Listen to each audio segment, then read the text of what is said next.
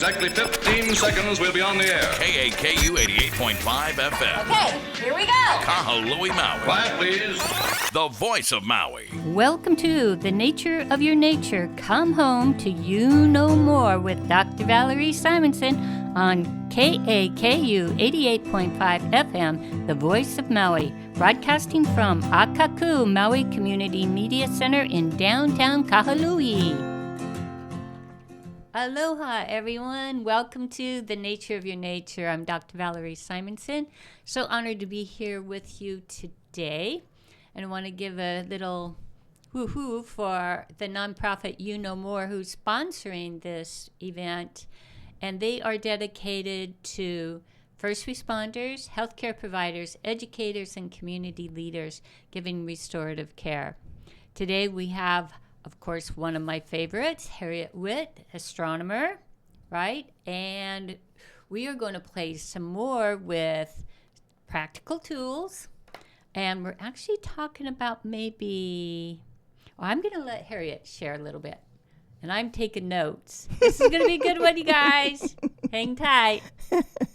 Well, the expression "you know more," every time I think about it, I get another perspective on what that means, because it's rich.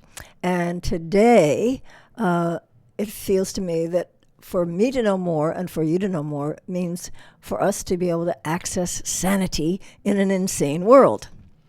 Access sanity in an insane world. Is that just accurate or what? Well, it's very important to be able to access sanity in this insane world. And we both know that the sanity is there. There is a fountainhead of sanity that's bubbling below the surface of the pavement. And when I say the pavement, I'm referring to something we talked about before. You and I are stubborn little weeds pushing up through cracks in the pavement that was laid down over nature and over our own nature by that adolescent primate, Homo industrialis.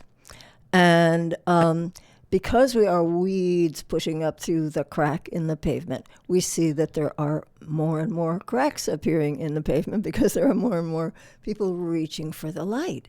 And so we know what's under the pavement of our cultural conditioning. We know there is a fountainhead of sanity, and it's under the pavement. It's not obvious, okay? And we also know that we can access that fountainhead of sanity if we just place our hands or a finger on our belly button and ask ourselves the question, why do you have a belly button? Why do we have a belly button, Dr. Valerie? Well, as part of the umbilicus cord that was connected to your mother, and then it's cut at a certain time after birth, and it becomes the belly button, right? And Robin Lim from Bali, she has Bumi Sehat, she really introduced the concept of delayed cord cutting, because the cord is still pulsing and it's got blood going through it, so they're doing the delayed. And then they put the cord, once the cord quits pulsing and it falls off the belly button, they have it with the placenta in a basket with salts. And they dehydrate the placenta and the cord, grind it up when it's all dry, and they use that for medicine for the babies. Oh, fascinating. Yeah, and I think there might be some midwives around this part of the world that are doing that too. Yes, my friend and my tenant who is giving birth, maybe she already did in the last few minutes, I'm not sure since I left the house, but she told me about what you just described, that the cord remains alive, it's pulsing, and two things popped in my mind. One thing is about the umbilical cord, and one thing is about the indigenous tradition. I like to call it the umbilical stem, because a great deal of our reproductive system originated not with humans, it originated billions of years ago with plants. The first life form on the surface of the earth, blue-green algae, photosynthesizes and it reproduces. I mean, that's life reproduces. That's kind of a definition of life. It reproduces. Okay, so reproduction became highly developed long before humans appeared on Earth. For example, sperms originated as plant pollen. Eggs originated as plant ova. If you look at a diagram of the fallopian tubes, and all, it's clearly vegetal. The whole system is clearly. Oh, it is. That's really yeah, beautiful, I too. googled it just a few days ago, and not only does it look vegetal, but you read about it. It's all vegetal. Yeah. The sperms and the eggs and the the plant ova and the plant. Yeah, all that stuff. It's vegetal. And Wow. the other thing that a friend of mine told me a number of years ago is the placenta also was invented by plants. If you slice open a cucumber, you can see the placenta. It's that fleshy area that holds the seeds. Or you can slice open a tomato, and you can see it's that fleshy stuff that holds the seeds. So whether the placenta is in a plant or whether it's in a human, it's still the same organ. And it was originally invented or evolved, I'm not sure what would be the right word, by plants. So when I think about the belly button, and I think about the fact that the belly button is the remainder and the reminder of my connection to my mother, I like to think of that connection not as a cord, but as a stem. Stem. It just came to me one day. I was working in my garden, and I was looking at a pumpkin hanging from a long stem. and or maybe I was looking at, I don't know, I forget what I was looking at, but, at a fruit. The fruit grows on the end of a stem, And anyway, so I like to call it an umbilical stem rather than an umbilical cord, because a cord makes it sound like a piece of twine. Right. That's kind of a lifeless word. But you were just talking about how lifeful it is, even after the baby is out of the womb. Yeah. That umbilical stem is still alive, Yeah, still pulsing. And while you were in the womb, the umbilical stem delivered to you your nutrients, your blood, your oxygen, everything that you needed. It also allowed you, when you were in your umbilical, still inside your mom, allowed you to send all your waste products to her before you knew how to poop them out or pee them out. So the umbilical stem protected you from the toxins from your own, what would have been your own poop and your own pee. Yeah. Yeah. It protected you from the toxins that just naturally build up as a byproduct of being alive. And it delivered, So it was a two-way stem. Anyway, I just like to call it a stem rather than a cord, if that's okay with you. That's fine with me, and I'm just going to weave in a little bit here, Yeah. but we'll get back to you with the umbilical, is we call the first cells in our body stem cells. Right. Yes. No coincidence there, right? Right. We're drawing a nice picture There we go. here. There we go. Okay, Yeah. let's Yeah. do some more coloring here. Well, yes. When you look at that's what I love about the internet. You look at the diagrams of the reproductive cell, you can see how vegetal it is. Some of the clinical terminology or the official medical terminology is vegetal, as in stem cells, and some of it is not. And I just don't like that word cord because it sounds like a piece of twine when it's not a piece of twine. It's alive. It's Yeah. So, yes, stem cells, absolutely. And that's a whole other, that's number 3. But back to number 2. No, when you were talking about indigenous people, and was it Bali? Bali. Yeah, okay. Balinese. I used to live in the part of North Carolina that's called Cherokee country. Oh. Okay. And that part of the United States was actually an independent. It was the Cherokee Nation. It was independent of the 13 colonies. Oh, I didn't Even know though that. North Carolina and Georgia were among the original 13 colonies, that little area at the northern part of Georgia and the southern part of North Carolina was called the Cherokee Nation, and it remained an independent nation until gold was discovered there. And then President Andrew Jackson made all the Cherokees walk to Oklahoma because they wanted access to the gold. Which was called The Trail of Tears. Trail of Tears. And they had to walk in September, which meant they had to start walking in September, which means they were walking in the winter. Anyway, so my husband and I used to live in that area there that used to be Cherokee country. And there were still people in that area who knew folks who had helped some of the Cherokees to hide in caves. Not all the Cherokees walked. Some of them hid in caves because they were good friends with some of the white people. They had a good relationship, and the white people hid them in caves for a long period of time. And we went to places where people say, that was one of the caves where where the Cherokees hid out. Anyway, what they did with the placenta and the cord is they took the placenta and the cord and they buried it and planted a tree over it. And then that tree belonged to that baby, and that baby grew up knowing, that's my tree. Yeah. It was planted at the same time that I was, and it's fertilized by my placenta and my umbilical stem. And I just love that. It's beautiful. My goddaughter that's what they did. Oh, they did? Yeah, Oh. they took her placenta and the stem, and they planted a tree out in the forest or in the beautiful. jungle. It's her tree. It's her tree, yeah. What a nice, I think if each of us had our own tree, think how much more rooted we would be on this earth and connected to that fountainhead of sanity that evolved trees into existence. And when you think about the dehydration of the placenta and the stem, and then when a child gets sick, you just give them that, Oh, I see. and it makes them better. Okay, of course. Oh, because it's got all that sanity. Yeah. Okay, yes. Yeah, and they actually have banks that you can store them in. But Oh, my goodness. in Bali, they just use salt, right? And course, I don't salt know works. what other people are doing, but and it's cheaper. I have a client that they save their child's and placenta and the stem, and I think it costs something like $1,500 or something like Oh, my that, goodness. just to put it in this little storage place someplace, right? So is it frozen then or something like that? I don't remember how that part comes out, but we tried to get it recently, and we didn't have any luck with that. So, I think the old ways of just Salt is using good. Salt, Salt is good. Yeah, and Yeah, then yeah. Robin would put beautiful flowers on it, plumeria and things like Oh, that. of course, yeah. There's a little smell that came after a few days, Okay, sure. and it was just a beautiful presentation.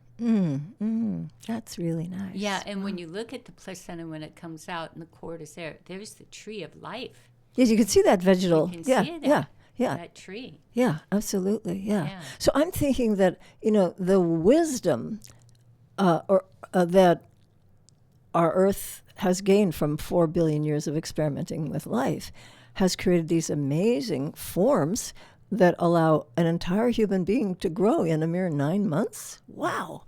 Yeah. That is sanity, because it comes from 4 billion years of experimentation. So it's more than sanity. But in this insane world, just having some access to sanity, that's good enough right now. Well, I think it helps us as we're traveling through this time where there's just so much uncertainty, Right. to be able to drop into one thing that is consistent, and that is our body, Yes, yes. and it is the sun, and it is the moon, which we've talked about, the cycles, the relationship of the sun and the moon, and our body. And that is one thing that we can have some control over. Yes, absolutely. Right. Absolutely. You just reminded me something we didn't talk about before. And it feels really important because, well, let me just go to it. When you were inside the womb, or when anybody was inside the womb, okay, you started out as a single-celled zygote, right? And that single-celled zygote divided into 2 cells, and then those 2 cells divided into 4 cells, and ultimately divided into, so by the time you wiggled your way down your mom's birth canal, you were made of billions of cells, okay? And as an adult, you're made of trillions of cells, Right. yeah. And but all that started with one cell, just One cell. knowing how to divide in 2, and then each of them knew how did they know? 4 billion years of Earth's experimentation with life. Okay, so as an adult, we all have many trillions of cells. And this brings up an interesting question. If you're made of many trillions of cells, how come you aren't fragmenting off into many trillions of selves? In other words, how come all those trillions of cells aren't going off into different directions? How come they're not bickering with one another? How come they're not engaging in backbiting and the kind of activity that we see in the human world. We see humans fracturing off, going off in all different directions, arguing, backbiting, but the cells don't do that. Even though there's trillions of cells in a body, they all behave like one body because they're all dancing to the same drummer, and the drummer is the rhythm of the sun. It is. But sometimes there can be that. Yes, because we get out of sync with that rhythm. We get out of sync, and then we have things from the outside put in that alter. So when we were talking about the sun and the moon, it's important when you sleep at night to make sure there's no lights on, don't have computers, don't have any electronics in your room, right? And a lot of infertility problems come from that. Yes. The too much light pollution, right? But then also things that we're putting into our body. And I don't know why we're getting a phone call, but you know what? I'm going to hang up on that person, whoever that is. And that kind of took me off, so I'm going to let you pick up where I got lost by trying to figure out why is somebody calling us. All right. Well, what really impresses me is that separate from the whole issue of our current lifestyle and things that impinge on us, like outdoor lighting at night or screen lighting and stuff like that, what's really to me impressive and incredibly sane is that all of our trillions of cells do know how to dance to the same rhythm. Whether they actually are depends on how we are, how conscious we are of the fact that they have this capability. If we forget that we have this capability, that they have this capability, then we may allow in things like bright fluorescent lighting over the bathroom at night. That'll mess up your circadian rhythms. Yeah. Right. But if we just go back for just a moment to the fact that all of our trillions of cells do know how to dance to the same rhythm. And the rhythm is the relationship between the earth and the sun at the location where you are breathing, where your heart is beating, where your intestines are digesting, and where you sleep at night. The rhythm is the rhythm at that spot where your body is located. If your body moves east or west because you hop on a jet plane, then you get jet lag. Jet lag wouldn't exist if this relationship between the earth and the sun were not so important. So when you hop on a plane and you go east or west of the place where your body has been eating and drinking and sleeping and digesting, and then you adjust your watch for the new time zone. But just adjusting your watch for the new time zone doesn't fool your body into thinking, so that's kind of a powerful metaphor for me, that we all know enough to adjust our watches when we hop on a plane and end up to the east or west of where our body has been. But that doesn't fool the body into, so what resets and I forgot to mention that rhythm is called the circadian rhythm. Right, circadian rhythm. Yeah. Circa means around, and dia means day, because one day is one spin of our Earth around its axis. Yeah. And that circadian rhythm is so very, very important that when it's disrupted, either by jet travel or by bright lights over the bathroom or by working the night shift or by, as you said, bright lights coming into your bedroom at night, or by eating stuff that's not healthy. There's a lot of things that can disrupt the circadian rhythm. Yeah. No, I lost my thought. Well, that's good because It's time for you to I get to jump in here because I did an experiment last night. Oh. I was down in Kihei, and as there was the beautiful evening, Oh, yes. and we're rolling backwards on the planet, right? Oh. Or our bodies are going this way. The sun is appearing to go down because you're back rolling away from it. Right.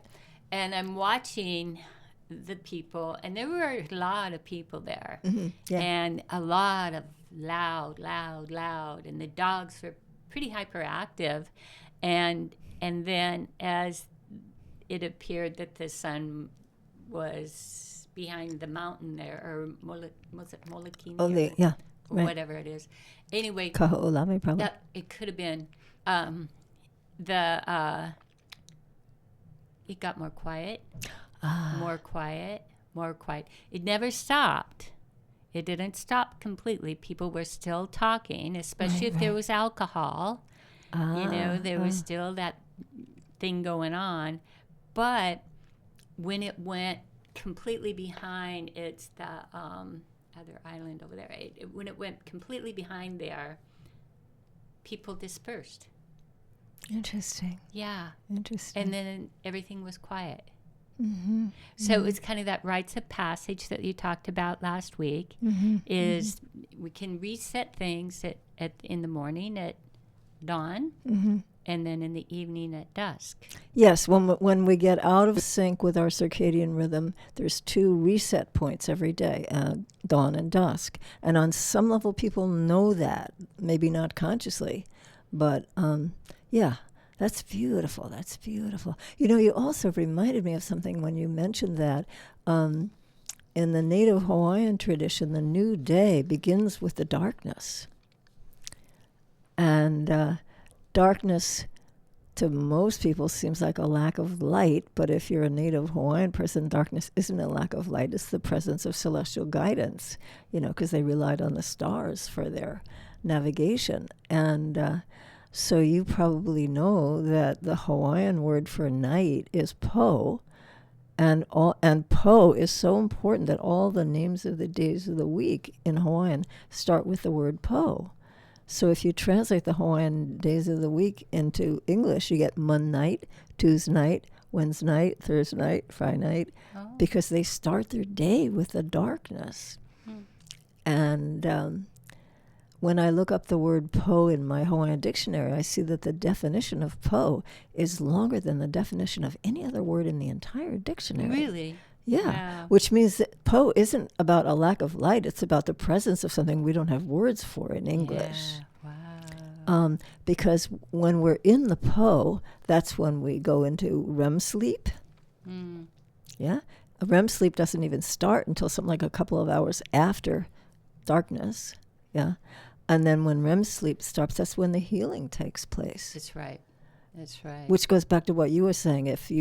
If it's not dark in your bedroom, if there's too much light coming in the window, or if you're working the night shift, then it's not dark at night. The body needs the darkness in order to activate the REM sleep, and the REM sleep is when the healing happens. And I think of this guy I flew with one time. He was Navajo medicine man, and we were together for 12 hours or something like that on the flight. And he was telling me about when he was a small child, very small, he lived with his grandmother, and every early morning, it was still night, she would send him out to run. Oh, interesting. And to run until the light hit his eyes. Oh, beautiful. Yes, And that's then- it. That's it. It's yeah. And The light has to then come in your eyes. Yeah. right, Yeah. and then he could come back, and then at daytime or at the evening, it was the same ritual. Oh, beautiful. So he did it twice a day, and he was just a little tiny guy, but he doesn't run it. When I met him, he was probably in his late 70s or something like that. So he wasn't running anymore, but he still had that ritual. Beautiful, beautiful. Yeah, all indigenous people know that you greet the dawn and you greet the dusk. Those are the reset points every day. Yeah. Oh, that's beautiful, especially the running part. Yeah, yeah. Wow. What a gift to be stuck on a plane with a guy. I know, and he kept. I was really, really tied up in some what they call conspiracy theories, and I mean, calling conspiracy theories now that proven, that really did happen or that was happening, but when we were flying into Seattle, I said, "Oh my gosh, look at all of the development," and he said, "It's exactly the way it's supposed to be, or it would be different." And I'm like, no, and I'm arguing with him a little bit, but he just kept on saying that to me. And then we landed, and every day he would call me. Oh. And he'd say, everything is exactly the way it's supposed to be, otherwise it would be different. And then maybe 4 or 5 days, I went, he's right. So I called him, and a woman answered the phone, And I said, hey, is so-and-so there? And she says, lady, you nuts or something? And I said, no, I was on the airplane with him. She said, this is my phone.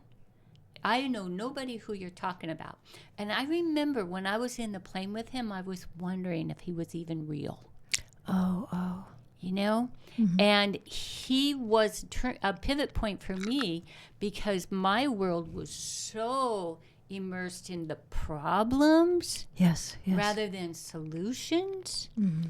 And it was like, was he real? Was he not? Was he an angel? Was he something else? I don't know, but I know my life changed in that moment. Right? Yeah. And so that's why part of what we're doing today is come back to that wisdom. The sanity is in here. Yes. You know more. Yes. Right? Oh, that's beautiful. No, I've heard similar stories from other people about, a number of stories from other people very much like that. And when you just came back to the you know more, it reminded me of something that's really essential to this connection with the sanity, is sanity, or knowing more, to me, is bringing my body into alignment with the only planet in the known universe that supports human life. There's only one planet in the known universe that supports human life. And if we can align with that one planet in the universe, that's sane. That's knowing more. That's, Wow. yeah. And one way that we can align with the only planet in the known universe is to go out in the early morning, and as the sun appears to rise in the east, let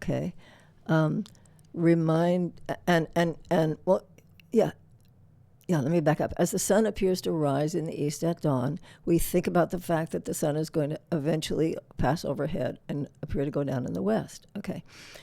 The sun just appears to be doing that because the earth is spinning us in the opposite direction. So this is the apparent motion, the sun rising and apparently moving across the sky. This is the actual motion, okay? And if you trace that out with your own arm, okay, this is the apparent motion. The sun is rising, passing overhead, going to, and then trace out the actual motion. And I'm sharing that with you because a few years ago, I was at Pukalani Elementary School doing a program, and we were talking about how to align our bodies with the only planet in the known universe that supports human life. And so I asked the children to, notice where the sun appears to rise, notice that it appears to move overhead, blah, blah, blah, blah, Then remember that that's not what's really happening. That's just a projection of our Earth's motion. We know the term projection in psychology. We project something onto something. Okay. We're projecting our own motion onto the sky when we say that the sun moves from east to west across the sky. The sun isn't moving from east to west across the sky. We're projecting our own motion onto the sun when we say that. Yeah. Okay. So at Pukalani Elementary School, I had all the kids, trace out the apparent motion of the sun across the sky. And then I asked them, can you show us with your own body what the actual motion of the earth is? And one little boy just went, whoop, like that, just instantly. Apparent motion, Wow. actual motion. And it was like, whoop, almost like a Tai Chi movement, Wow. Again, whoop, Meanwhile, his teacher is standing there, and in her hands, she's got a model of the earth, and she's trying to rotate her little model around and trying to figure, and the kid has already got it all figured. Yeah. Anyway, I don't know who that kid was, but I just love him because he just right away, apparent motion, actual motion. Yeah. So, and I love the way he did it as a Tai Chi motion. I mean, he bent a little bit, he's bent his knees a little bit, and boom, Wow. And so that's something that we can all do. We can all just go outside, demonstrate the apparent motion of the sun across the sky during the day, demonstrate the actual motion of the earth, and realize that what we think we see, help me out here, when we quote unquote see the sun moving across the sky, we're really seeing ourselves rotating around our planet's axis. Mm-hmm. And when we realize that sun's motion is an illusion. It's a very compelling illusion, but it's still an illusion. Yeah? We're giving the sun, we're giving power to an illusion Which is that the sun is moving across the sky. insanity. Oh,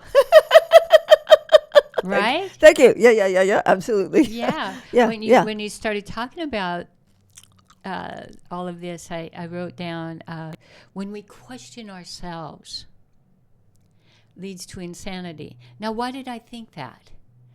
Why did I choose not to drive or turn left? Oh, And I to see. keep questioning. But when we ask good questions, I see. Yeah. then we drop down into sanity. So Yes, I'm yes. driving down the road. A voice says, turn right. Say, why do I turn right? Because it's the right thing to do. Like that guy, that native man says, it's just the right thing to do. That's sanity. Yes, I see. If we ask really good questions. Yep. Yes. But when we are asking, when we're doubting ourselves. Oh, I see. There's a difference between asking a good question and doubting ourselves. Yeah. Beautiful. Yeah. Yes. Yeah. And that doubting isn't necessarily from ourselves. I would say probably most of it is that Cultural conditioning, the pavement. which is the pavement you talked about earlier, right? Yes. Is this overlay that we've been in, school and Right. all of that. No, I love what you're saying. There's a big difference between doubting yourself and asking a good question. Wow. Yeah. Well, just saying that out loud, like, ooh, I could sit with this one for a long time. That reminds me when you said about doubting yourself. When I began to feel myself as a weed pushing up through a crack in the pavement, the initial experience, and sometimes still the experience, is the initial experience of the cracking was, oh, something must be wrong with me. I'm cracking up. I'm going crazy. Right. Because I was so identified with the pavement. I was so identified with the cultural conditioning. I wanted the culture to validate me. I was, the whole time I was a little kid, when I was a kid, I was just desperate for validation. That's why I worked so hard in school, and I always got really high grades and awards, and, because I was desperate for validation. Validation from a culture that's quite insane. And so when I began to experience myself as a little weed pushing up through a crack in the pavement, initially it wasn't the feeling of being a little weed. It was just the feeling of, I'm cracking, I'm going crazy. And then I realized, no, it's not me cracking. It's the pavement of the conditioning that's cracking. But now we're getting back to what you said about self-doubt is a different kind of questioning than cultivating a really fruitful question. Right. Yeah. And this morning I had someone call, and I could hear in the voice the trembling. Something's wrong. I can't feel my arms. I can't feel my legs. Everything's quivering inside. And it wasn't new for them, but they hadn't had it for a long time. I see, yeah. And they've ruled out everything with MRIs and all of that kind of thing. And so I said, let's just... I need to know what it is. I said, well, could we just treat it and then work with it later, whatever it is, right? Mm-hmm. And so we did homeopathy for shock, grief, anxiety. Right. And I just talked to him a little bit ago to make sure everything was okay. Oh, the other thing is I said, draw a picture. Just start drawing. Don't write. Draw a picture. And so I just talked to him a little bit ago. So it's been about 8 hours since they had this incident, right? Totally different person. Still hadn't drawn anything, but is committed to doing that. But I know that person is making a major change in their life. Things that they've done in their past, it's done. It's pow. I see. Right? So they're breaking through. That pavement is cracked. That the pavement is cracked, and there's a shaking that goes with that. Oh, A I see. I plant got. doesn't Yeah, yeah. just come Right. up like this. It's Yeah. like Sometimes they come up all crooked. Yeah, right. Yeah. Right. Right. And there's that little trembling thing that's in Yep. there, right? Yep. So if any of you have that trembling thing inside and you just know something's coming, you don't know what it is, do everything that you can. Go back to your breath. Notice where your feet are, and if you don't know where your feet are, then wrap some tea leaves or put a bracelet around your ankles just so that you know where your feet are. Right? Also, oh no. Go ahead. Oh well, one other thing just occurred to me when you were talking about ways to deal with the anxiety that comes as the pavement cracks, and then your self-confidence starts to crack too. And Right. yeah.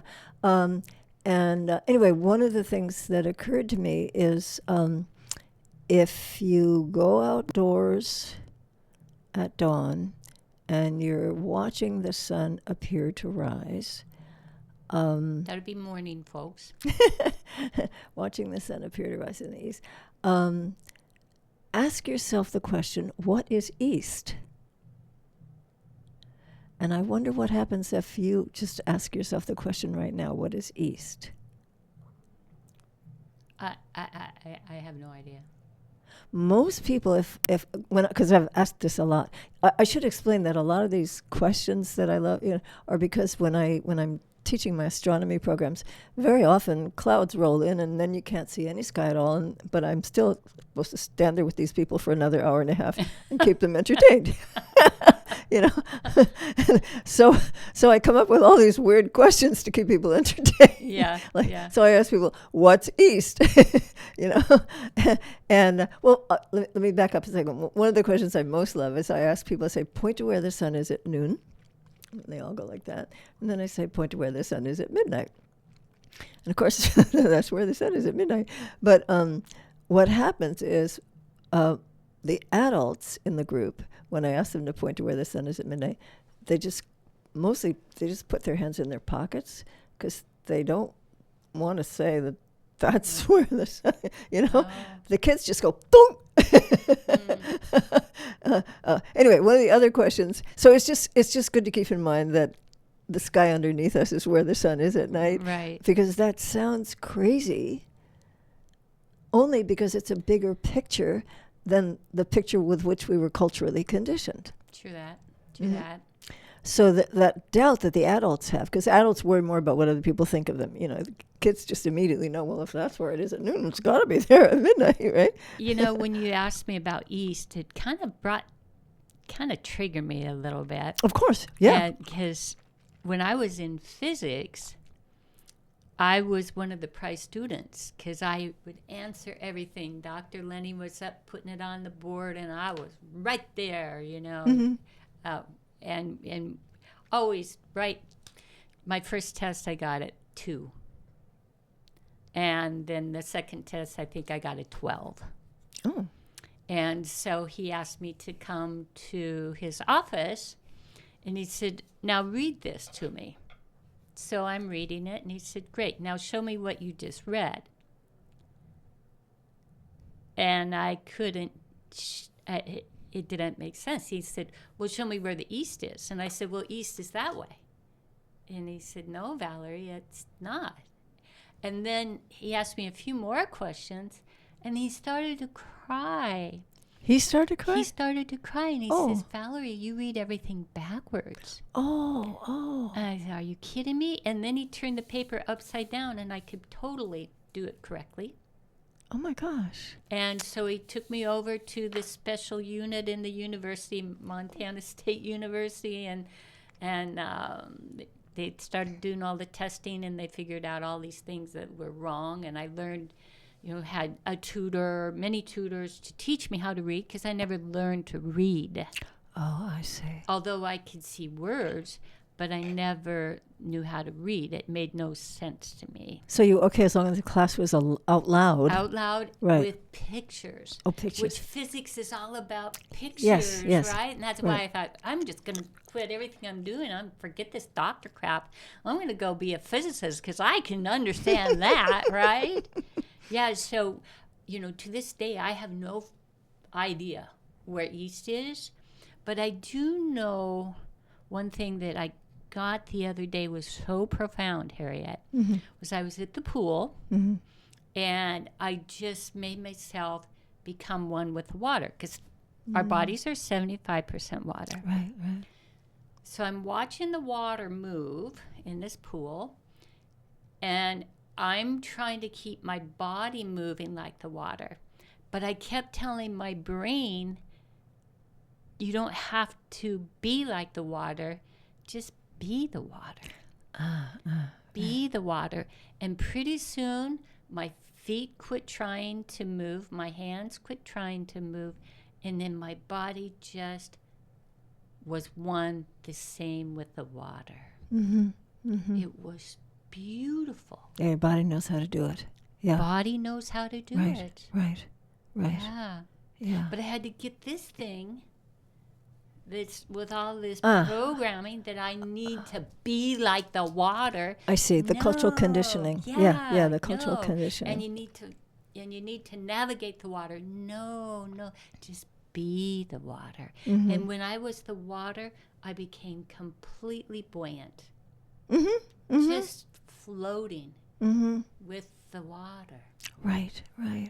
Oh, that's beautiful. No, I really, this is difficult to articulate, but the whole issue of cultural conditioning generates a lot of anxiety because it's not rooted in nature. It's rooted in the industrial notion that the universe is a great machine, and anything that's not machine-like is broken and needs to be fixed. That's why the Army Corps of Engineers straightens rivers and fills swamps and paves over.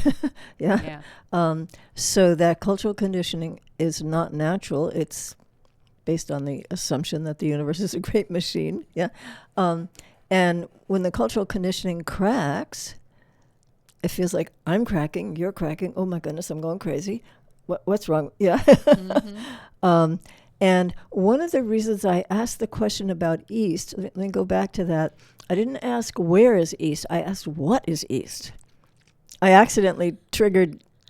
Yeah, I totally got triggered with that question. That was good because you took us into that. That was a fascinating story. Yeah. That you were able to read back. Wow. Upside down. Upside down. Yeah. Yeah. That's fascinating. I didn't know I was doing it. But at least you found out. My God, what if you hadn't found out? Yeah, I was 20-some years old, 24 or 5, something like that. Yeah, that's a really important thing. So it was. We got to hear that wonderful story. But so my question is not where is East, but what is East?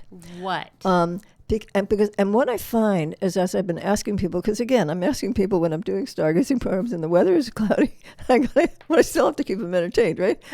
So if you ask people what East is, people will usually tell you it's the right-hand side of a map. Well, that's what I say. Yeah. Yeah, that's what most everybody says, the right-hand side of a map. Okay. However, the map is flat. Is the Earth flat? No. So now, so this now we're exploring more of the cultural conditioning, because we've all been culturally conditioned to think East is the right pointing arrow on a map. Okay, we've all seen plenty of maps on paper, we've all seen plenty of maps on screens, but then once you ask yourself the question, is the Earth flat? You're like, no, it's not flat. So what does East mean? And that's why I brought this Earth ball here. Look at that Earth ball. Now, if you're driving, do not watch. You can look at this later. This is cool. You can blow it up, and it's the Earth. Yeah. Okay. So, it got a little deflated. The world is a little deflated right now. We're just going to bring some air back in. But East is the direction in which the Earth is spinning.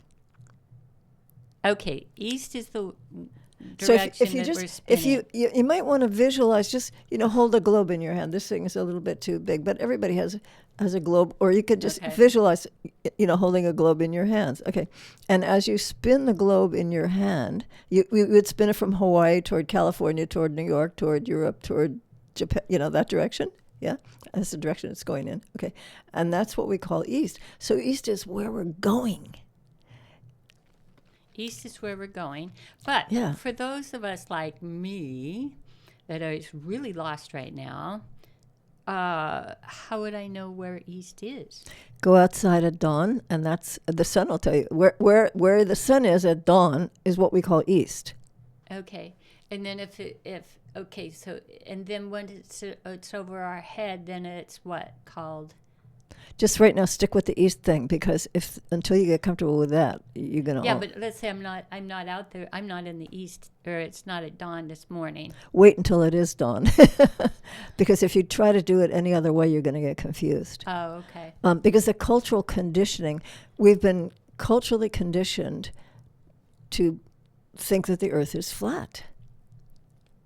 I also want to share that I want to know right now. See, I want the answer right now. Oh, I see. And that's that part of that conditioning thing, right? I remember my first computer, and it'd be 10 minutes before you got hooked up to internet, right? Yeah, right. And now if it's not done in 10 seconds, I'm like, give me that. Right. Get it going, right? Right. That part of that conditioning. Yes, right? yes. So I get to wait till tomorrow, and everybody, you get to wait till tomorrow. Go outside in the morning. If you really want to feel it in your body, because that's the important thing, Right. You've experience really it in the stressed body. that, and I have neglected that. If you really want to connect with this sanity that we know is there, the connection has to happen on the level of your body. It can't just be an abstract conceptual thing.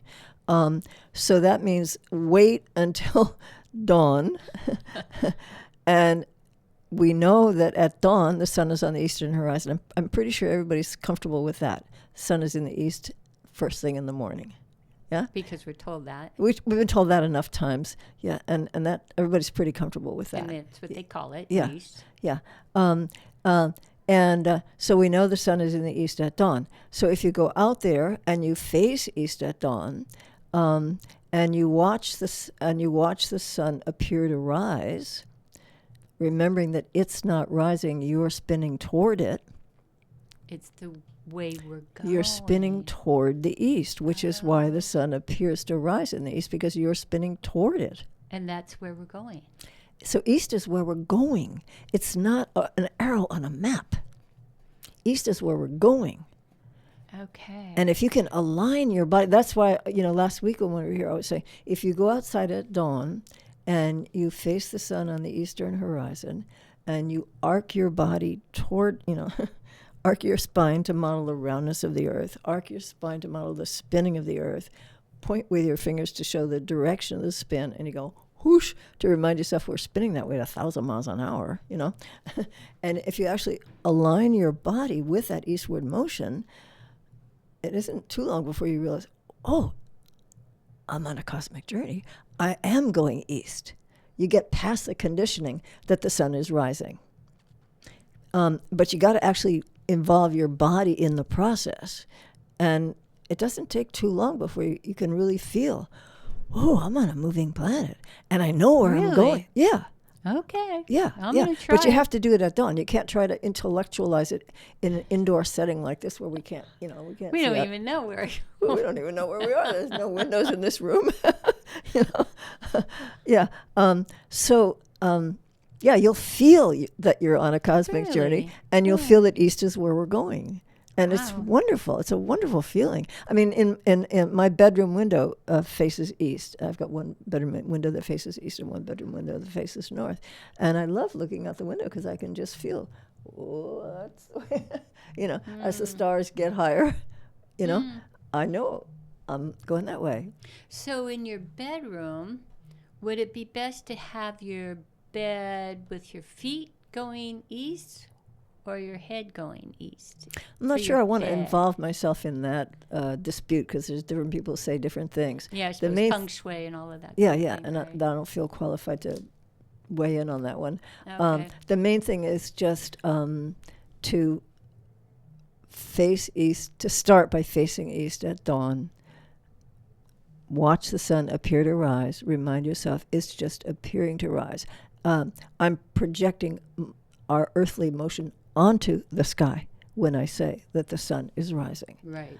And when we stop projecting, we're in a much better position. I mean, you know this psychologically when we stop, because when I project, I give away my power. Totally. Yeah. So every time we say the sun is rising or the sun is moving across the sky, we're giving away our power, our power as passengers on this planet. We're not giving away personal power because we're not personally making the Earth rotate and we're not personally making the Earth orbit. But we're giving away some kind of power that I don't have words for yet, because it's not personal power. It's the power of our connection to the only planet in the known universe that supports human life. Wow. And we don't want to give away that That's power. kind of a big deal. It is. So am I making sense about the projection thing? Yeah, it is. It is. And because of timing and all of that we're dealing with, what's the name of your website? You've got some nice diagrams on your website that help us understand a little bit, right? Passengerplanet.com. Yeah. And because we're passengers on this planet. And I'm still groping for the vocabulary, because we have vocabulary psychology for talking about personal power and what happens when we project onto other people. We give away personal power. But in this case, what you and I are talking about isn't personal power, because we personally are not making the Earth rotate. We're talking about our power as passengers on the only planet in the known universe that supports human life. And that feels like a very important power to own and claim and align with, because right now things are pretty crazy on this planet, because we're defining intelligence as the ability to make certain marks on a piece of paper. I think intelligence is the ability to align with the only planet in the known universe that supports human life. Yeah. Making marks on a piece of paper or getting good grades on a test. A test is nothing but a measurement of your ability to take the test. That's right. You know? Yeah. Which we've got a few minutes left here. I'm going to bring the word orient. Orient, yes. Yes. Orient. When you are facing east, realizing everything we just said, you are oriented to the journey. Exactly. Oriented to the journey. Yes. That's beautiful. Because the word orient, thank you, I had forgotten that. Orient is Yeah. an old-fashioned word for east. Right. And the expression to be oriented means to face east, literally. So everybody out there listening to this right now, if you were to get up in the morning and orient yourself to the sun with your eyes, Mm-hmm. you have the orientation for your soul's needs, your body's needs. I don't have the words for it yet. That's still, Yeah, that's yeah. another whole That's we're working on that. We're huge- developing the words now. Well, I had completely forgotten the word orientation. Thank you for reminding me. Yeah. Yeah. To be oriented is to face you east. taught me that. Okay. Well, I'm glad you remember, because I'm old. I already forgot. But that's exactly where I was trying to go Yeah. with this whole thing when I asked you about east. Yeah, Yeah. and when we, like even this person this morning, they were in a pretty scary place. It's a very scary place. Yeah. Well, if your arms and legs aren't working, yeah, of course. and to be able to get oriented in your body by Right. really dealing with the grief, the fear, all of those things, the shock. Right. And I don't know the rest of the story, but I will later. Right. But we all are in that time right now. Yes, with we're all this- feeling all the this- shock and the grief. Yeah, Yeah. totally. Yeah. Yeah. So this is a tool that we got. Oh my gosh, this is Yeah. so great. No matter how much grief we have, we can still face east at dawn. And even last And we can night, still orient ourselves to the journey. Yeah. and last night with the dusk, right? Mm-hmm. Yes. We oriented. I went home or where I was staying in Kihei, and it was like, just such at peace. Oh, okay. You just reminded me. East is where we're going. West is where we've been. Mm-hmm. So when we face west, we're looking at our past. When we face east, we're looking at our future. That can be helpful. It can be helpful. And the West is the past, And so, like last night, I'm thinking about, okay, we went home, and my friend cooked themselves some dinner, and I just was in total peace as I was filming a lot with the sun movement and all of that. And that, I mean, I have no idea even what I experienced yesterday, because it was gone. When the sun went behind that island, it was like, You're at peace with your past. yeah, Yeah. peace with the past. Yeah, yeah.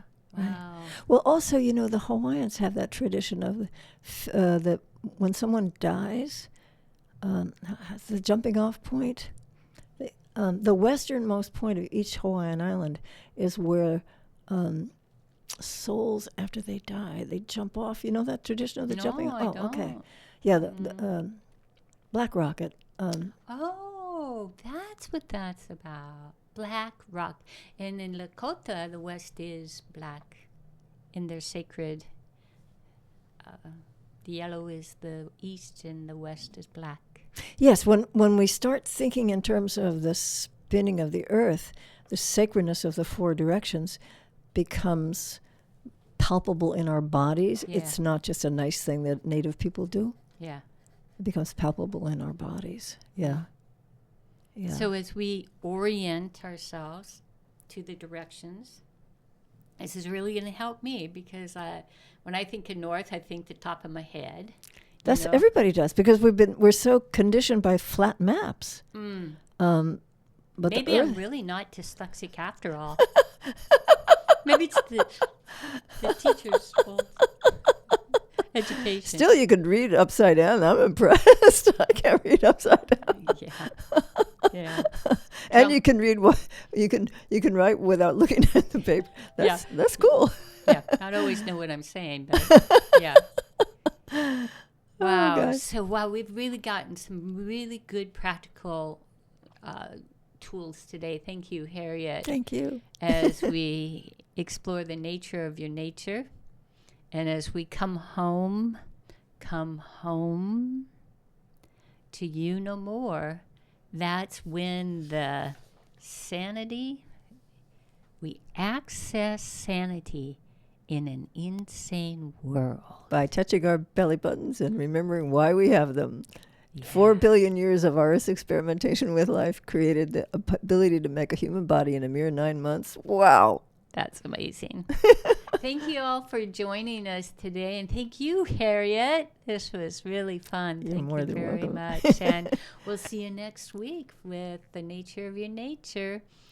We believe in you. Ahui ho.